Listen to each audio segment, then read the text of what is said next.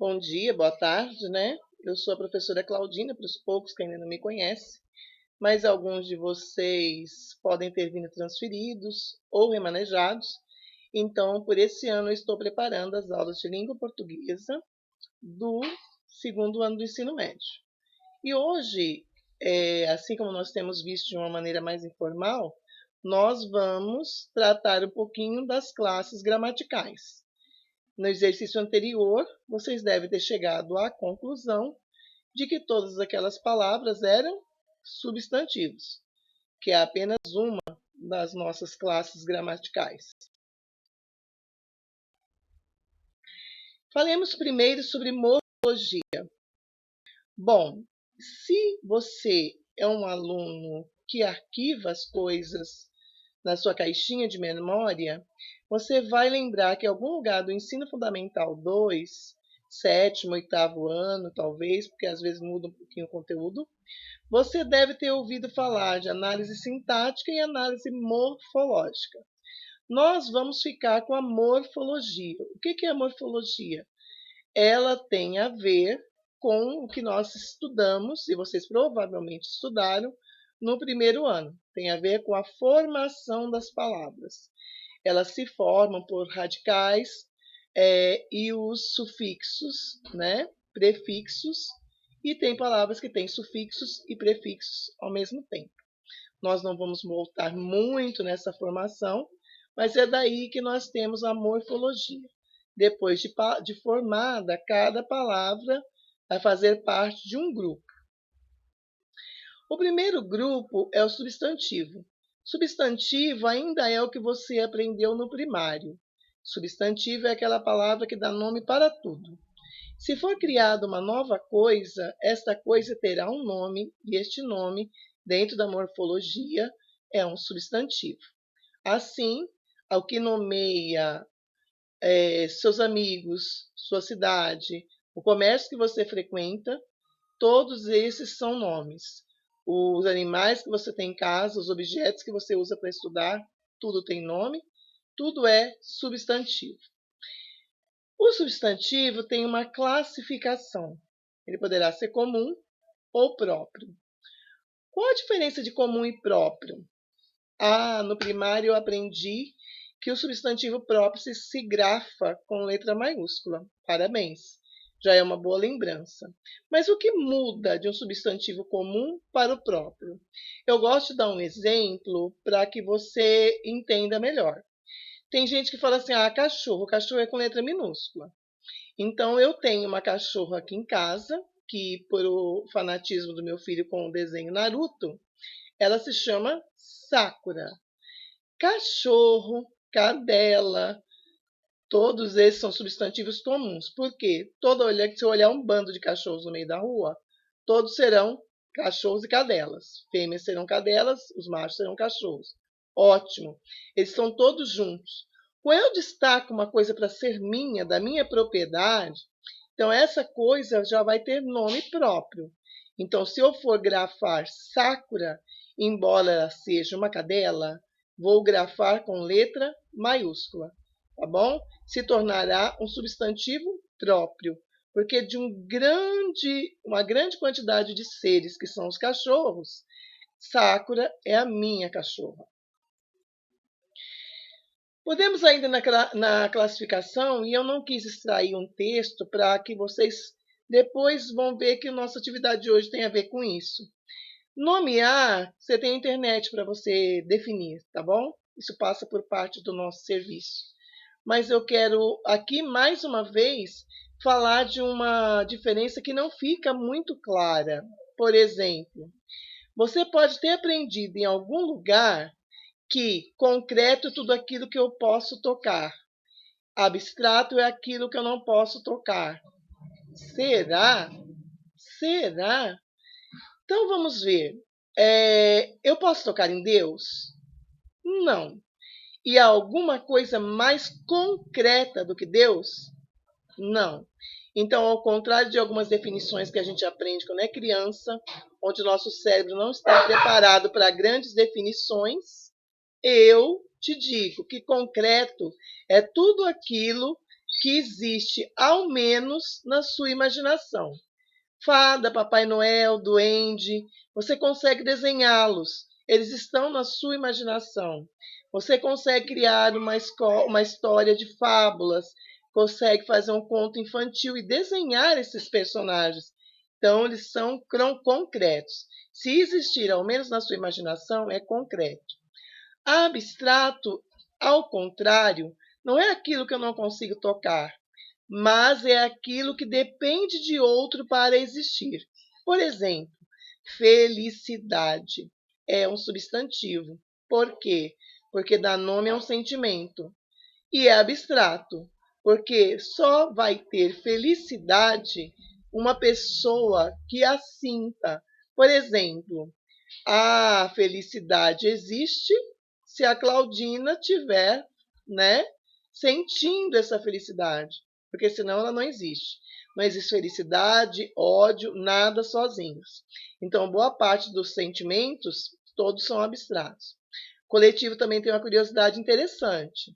É uma palavra que falamos no singular, mas que ele quer nomear um conjunto de seres.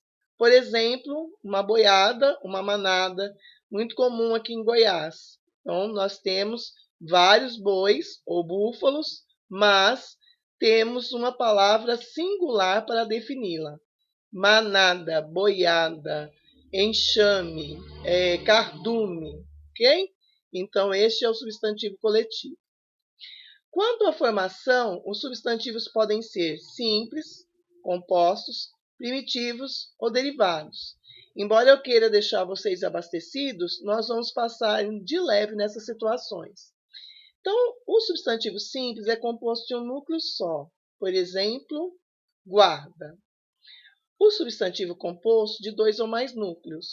Guarda-roupa. Então, eu tenho o nome de um objeto que tem 2 palavras. Guarda-roupa, ok? Primitivo é o que deu origem à palavra. Por exemplo, pão. Derivado, pelo que o próprio nome diz, na língua portuguesa é muito bom saborear as palavras, é aquele que deriva, aquele que sai dali, ok? Então, o substantivo derivado é aquele que saiu de uma palavra original, de uma primitiva. Pão, padeiro, panificado, padaria, todos saíram da palavra pão. Quanto à flexão, os nossos substantivos podem se flexionar em gênero, número e grau. Quanto ao gênero, nós temos o masculino e o feminino, ok? Temos dentro dessa flexão de gênero substantivos biformes e uniformes. Os biformes terão 2 grafias, uma grafia para o masculino e uma grafia para o feminino. Os uniformes, como o próprio nome diz, terão apenas uma grafia para representar tanto o masculino como o feminino.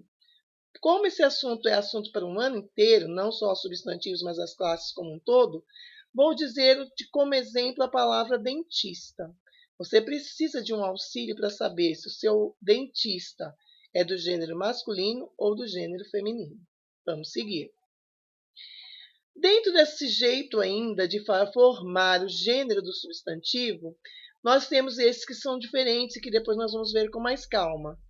Vai ficar a leitura aí para vocês. Mas nós temos substantivos epicenos, eles só têm um jeito de falar aquilo. Por exemplo, cobra, não tem cobro, ok? É cobra para o masculino e para o feminino. Como nós vamos fazer o masculino e feminino nessa palavra cobra? Vamos usar macho e fêmea, ok? Sobrecomuns, eles têm um gênero que nomeia pessoas, ok? No caso de criança, testemunha. Então, criança não tem crianço, certo? É criança para a criança do gênero masculino e para o gênero feminino.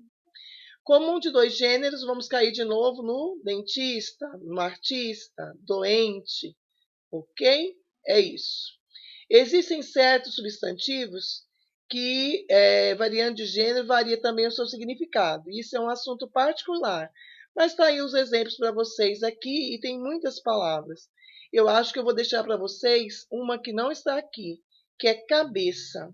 Se eu digo cabeça, a cabeça, é parte do corpo humano.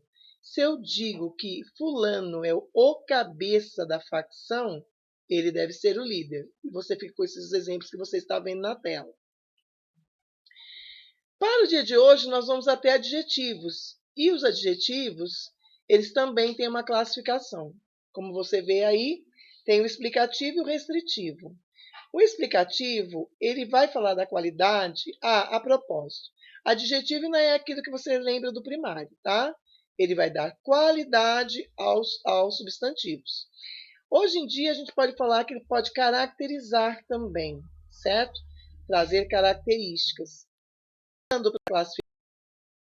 Ele vai ser explicativo quando ele trouxer uma qualidade que é própria daquele ser, como está aí.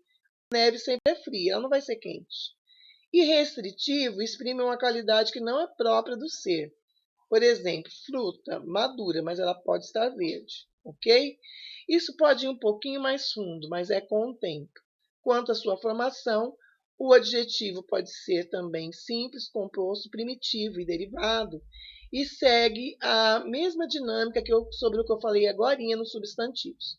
Com um núcleo simples, com 2 ou mais núcleos composto, primitivo, que é a palavra original, como belo, tá?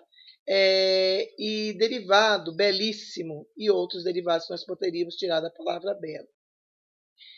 Locução adjetiva é muito interessante, porque a locução adjetiva são 2 ou mais palavras com valor de adjetivo. Eu vou citar uma locução bem bacana que eu uso quase todos os anos para você não esquecer. Amor de mãe. Se eu for trabalhar essa locução, eu vou ver que amor é substantivo, de é preposição, mãe é substantivo. Uai, Claudina, mas a gente não parou agora para falar de adjetivos? Muito bem, paramos. Mas quando eu digo amor de mãe, eu estou caracterizando um tipo de amor. De mãe é que é a locução. De mãe, preposição mais substantivo, poderia ser trocado por materno. Então, de mãe são 2 palavrinhas com valor de adjetivo. O adjetivo varia em gênero, número e grau. Em gênero e número, ele vai variar acompanhando o substantivo.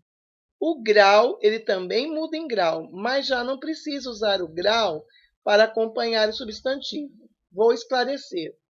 Você pode dizer que a casa linda, casas lindas, o casarão é lindo, os casarões são lindos. Eu não preciso dizer que são lindões, ok? Até porque o jeito de formar o grau do adjetivo é um pouquinho diferente e nós vamos aprender isso lá para frente. Assim como o substantivo, eles também podem ser biformes e uniformes. Tchau para vocês, foi um prazer estar com vocês. Veja as orientações na atividade e até a próxima aula.